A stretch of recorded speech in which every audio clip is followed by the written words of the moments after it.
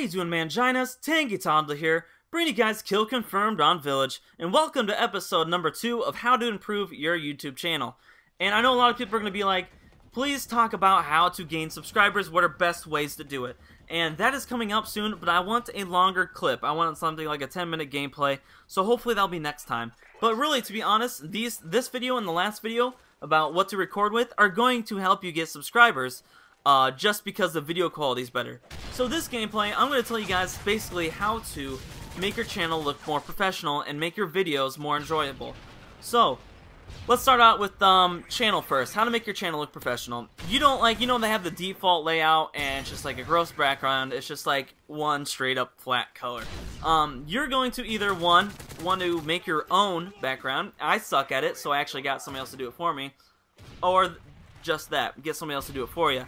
And I know a lot of people like charge money for it, but you can find some good free ones. And to be honest, you can't try not to be too picky. If somebody says, "Hey, I'll do this for free," and they send it to you and be like, "Wow," and you're just kind of like, "Can you change this, this, and this, and this, and this?" They did it for free. Like, yes, you can ask them to change a little bit about it because it is for your channel. But when somebody doesn't charge you anything for it, I feel like you don't have the right to be as picky, if that makes sense. So that's just what I want to say about that. So you want a background because that's going to attract more people. I actually had, I don't remember his name. It was a long time ago when I first started. And he told me, he was a Machinima guy. And he did game battle videos. I don't remember who it was. But he says, nice videos, nice commentaries and stuff. He said, but you need a better looking background. And I was like, you're right. You're honestly right. Because at that time I had nothing in the background. So, you want to make it look professional, because if you don't make it look professional, people aren't going to stay because they don't think you're going to be very good. So basically, you're basically judging a book by its cover, and that's how a lot of people do. How their channel looks, they're going to decide whether or not they might like this guy. So I think the more organized the channel is and the more cool looking it is and stuff like that, I think it works, and I think it helps people stay if they find your channel. So now let's go on to videos. A lot of people don't really use color correction? Color correlation? Color correction. I think it's color correction. And it helps, but don't make it drastically different. Don't make it look completely like a different game. I don't make a lot of changes because actually if I make too many changes, it kind of gets staticky and doesn't look as clear as it would before. So I try to change it a little bit just to put more color in it, because we all know Call of Duty is a little blah when it comes to color. And Minecraft, really, if you're recording Minecraft, you probably don't need a ton of color, add a ton of color correction, just because you have texture packs you can use to bring more color and make it look sexy. So, and it seems like more of the screen recorders are better quality than HD PVRs, because I think screen recorders, you don't have to transfer it from your Xbox to your recorder to another program to edit it. You basically just have to record it on your screen and then do the editor to YouTube. So, it's as simple as that.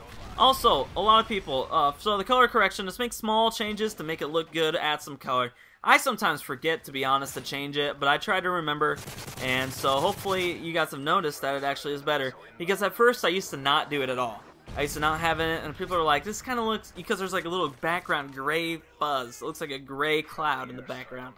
So people are like, can you get rid of that? And I was like, yeah, let me try.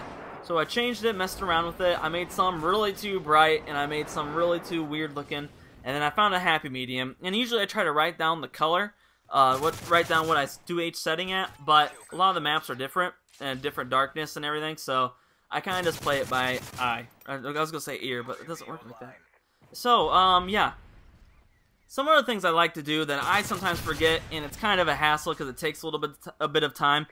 But annotations, and I know whenever I'm watching a video I usually just turn them off or something like that, but I'm telling you guys, annotations are really nice, because at the end of a video, if you just make them really small, don't make them cover up half the screen, because that gets really annoying, people can't watch the video.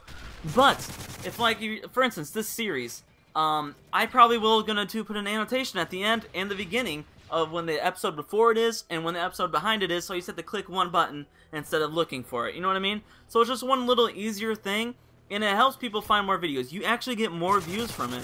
More people are likely to click on that annotation than not. I mean, that's not true, but more people are likely to click on the annotation and go watch your other video if they haven't seen it, rather than if it wasn't there. Does that make sense to you? So basically, it's kind of a helpful thing. I mean, it's not going to give you a shit ton of more views, but it does help. It does help people find more series and helps you stay a little bit more organized, if that makes sense. Also, another good way to make it look good is having a catchy title. But make it catchy but relevant to your video. For instance, I'm not going to title this butt sex. Obviously, it's funny. Obviously, some people are going to be more attracted to butt sex than not. Take that as you will. But it doesn't make any sense for the video because I'm not recording butt sex. I'm having butt sex right now. Actually, somebody's pounding me up the ramrod, but it doesn't. I'm not really mentioning. I am now. Like, it'd probably make more sense now because they'll keep talking about it. But I'm just saying, for your titles, try to make them catchy and try to make it something that is relevant to your video. Because people are going to come on there, and if it's not about butt sex and they came for butt sex, they're going to turn it off right away because they're going to realize that right away. Also, another thing, I keep saying also, sorry, but there's a lot of things to add to it.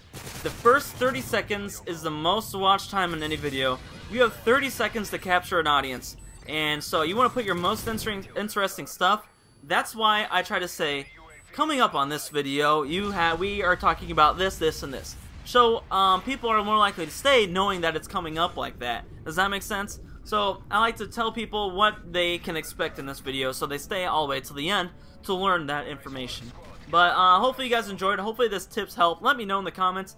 Leave some more things you guys want to learn about. I know haters is coming up.